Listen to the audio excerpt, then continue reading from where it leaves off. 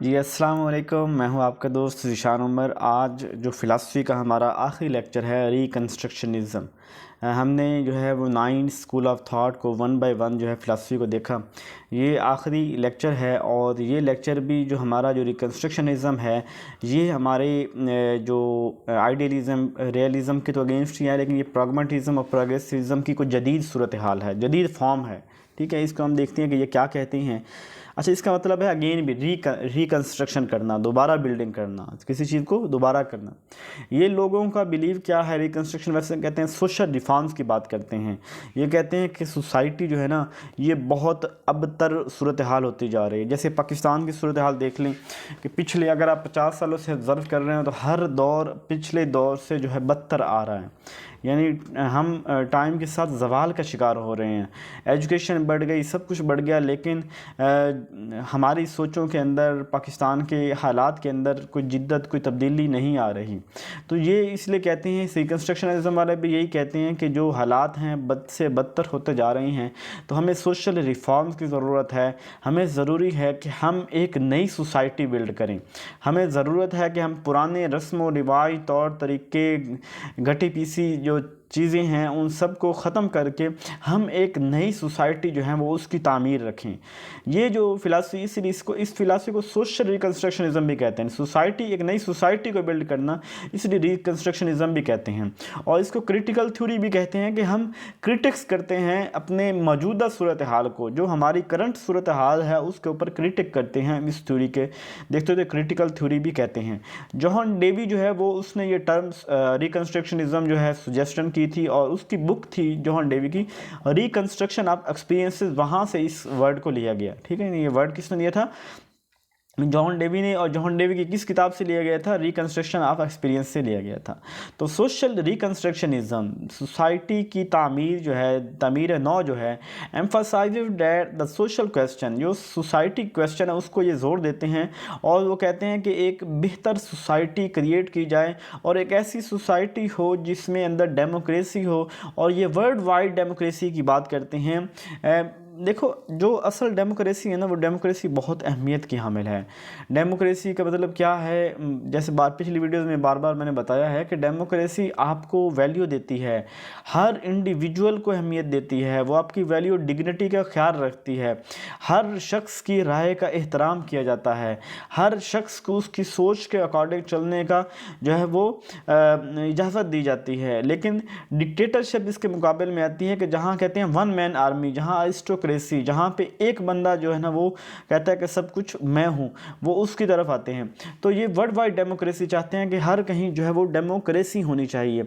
इसके एक्सपोनेंट जैसे बताया है कि जॉर्ज काउंट और थियोडोर बैरामेल्ड, ये इसको मेजर फाउंडिंग फादर हैं। ठीक है ना, थियोडोर बैरामेल्ड और जॉर्ज काउंट फ्रेरी भी, उसने भी इसके ऊपर काम किया था। इसके फंडामेंटल प्रिंसिपल क्या है? एक तो ये प्रैग्मैटिज्म और एसेंशियलिज्म के साथ एसोसिएट करते हैं। एसेंशियलिज्म वाले कहते हैं ना कुछ ख़ास स्किल्स, ट्रेडिशन, वैल्यूज़ उनको सीखना ज़रूरी है। तो ये भी कहते हैं कुछ ख़ास वैल्यूज़ ज़रूरी हैं एक अच्छे मुआशरे के लिए। और लेकिन प्रैग्मैटिज्म के भी साथ हैं कि ये कहते हैं कि हर चीज़ हो जो प्रैक्टिकल की जा सके, कोई ज़बानी रटाई बातें नहीं होनी चाहिए। टू क्रिएट बेटर सोसाइटी, एक अच्छी सोसाइटी की तमीर की जाए, वर्ल्ड वाइड डेमोक्रेसी हो, यानी डेमोक्रेटिक इन्वायरमेंट के ऊपर जो है वो ये जोर देते हैं। सोशल क्वेश्चन को अहमियत देते हैं, जो सोसाइटी के, यानी देखो माशरे के, आज मैं क्वेश्चन करता हूँ कि माशरे के अंदर गुर्बत क्यों है, कौन है इस गुर्बत की रीज़न? हमें उसे हम चैरिटी कर लेंगे, हम जो है ना वो कोई मांगने आएगा दे देंगे, लेकिन ये नहीं देखेंगे तो ये तो मांगने वाले बढ़ते जा रहे हैं। मैं गुर्बत ख़त्म कर सकता हूँ? गुर्बत ख़त्म करना तो एक स्टेट का काम होता है। तो इसके ऊपर क्वेश्चन करना कि गुर्बत की वजह कौन सी है, कौन सा एलीट तबका है जिसने ये यानी इसके अंदर जो माशरे के अंदर उभरने वाले क्वेश्चन हैं, बजाय इसके उसको दबा दिया जाए, बजाय इसके को उनको जो है ना वो अरेस्ट कर लिया जाए, बल्कि उन क्वेश्चन को जो है वो डेमोक्रेटिक सोसाइटी के अंदर उन क्वेश्चन को आंसर किया जाता है। इसके अलावा स्टूडेंट सेंटर फिलासफी है, ये बच्चे स्टूडेंट को अहमियत देती है और कहते हैं सिस्टम को चेंज होना चाहिए, इस सिस्टम के साथ अब मज़ीद नहीं चला जा सकता, ये सिस्टम डिलीवर करने के अब काबिल नहीं रहा, इस सिस्टम के अंदर बहुत से फ्लॉज हैं, इस सिस्टम को एक ईमानदार बंदा भी आके नहीं चला सकता, तो सिस्टम को बदलना चाहिए। मैं यहाँ पे मौजूदा सिस्टम की बात कर रहा हूँ, लेकिन रिकन्स्ट्रक्शनिज्म वाले भी यही बात करते हैं। Protest are indicator of successful school program, जो प्रोटेस्ट्स हैं ये इंडिकेट करते हैं कि मुआशरा एक अच्छी तरफ जा रहा है। ये मैं मौजूदा सूरत हाल की बात नहीं कर रहा, ये आज की मेरी ये वीडियो हफ्ते बाद जो है वो रिलीज़ होगी, लेकिन आज चूँकि वो कल खान साहब की गिरफ़्तारी हुई और आज उसके बाद जो एहतजाज चल रहे हैं, लेकिन वो मुआशरा जो जिस मुआशरे के अंदर एहतजाज होता है, प्रोटेस्ट होता है, लोग अपने राइट्स के लिए निकलते हैं, इसका मतलब है कि यहाँ के लोग ज़िंदा हैं, यहाँ के लोग मुर्दा नहीं हैं, लोग राइट्स के लिए निकल रहे हैं। और जो लोग राइट्स के लिए निकलते हैं, हम बजाय उसके हंसने के, क्रिटिकल करने के, हमें उनको दाद देनी चाहिए और नहीं निकल सकते, क्योंकि वो हमारे लिए निकल रहे हैं। ये सिस्टम, या तो एक बंदा कहे ना सिस्टम बहुत ज़बरदस्त है, सब वेरी गुड, 70 सालों से ज़बरदस्त चल रहा है, और ये बंदा आके उस सिस्टम के अंदर दरार पैदा कर रहा है, तो फिर तो हम कहें कि ये प्रोटेस्टर जो हैं ये फसाद फैला रहे हैं। लेकिन एक सिस्टम फेल हो चुका हुआ 70 साल से, उस सिस्टम के अंदर अगर कोई उसको बदलने की बात करता है तो उसका हमें साथ देना चाहिए। इसके अलावा फंडामेंटल में reforms are necessary in all walks of life, के जो रिफॉर्म्स है ये हर सोसाइटी, हर जगह जो है ज़िंदगी के हर शोबे के अंदर ज़रूरी हैं।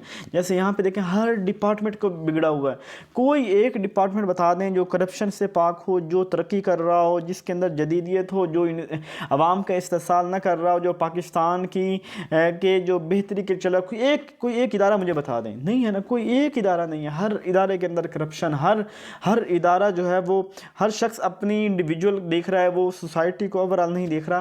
तो ये जो है ना वो इसलिए कहते हैं कि रिफॉर्म्स जो है ज़िंदगी के हर शोबे के अंदर ज़रूरी हैं।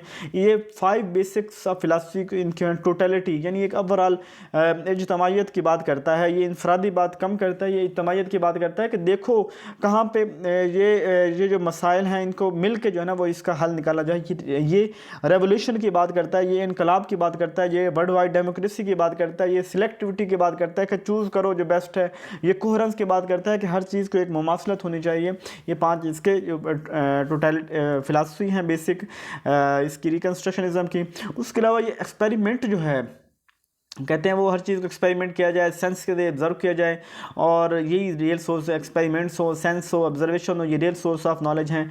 कल्चर और सोसाइटी जो हैं वो बेसिक सोर्स ऑफ नॉलेज हैं, और लेकिन ये है कि सोसाइटी और कल्चर बदलते रहते हैं, आज कल्चर और है, कल कल्चर और होगा।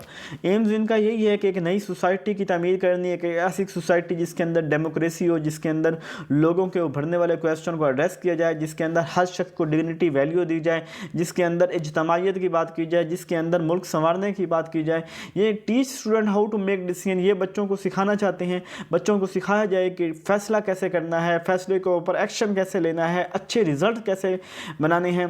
टेक्नोलॉजी जो है उसकी बात करते हैं, एडवांस टेक्नोलॉजी की, जो एडवांसमेंट ऑफ टेक्नोलॉजी की बात करते हैं हर फील्ड के अंदर।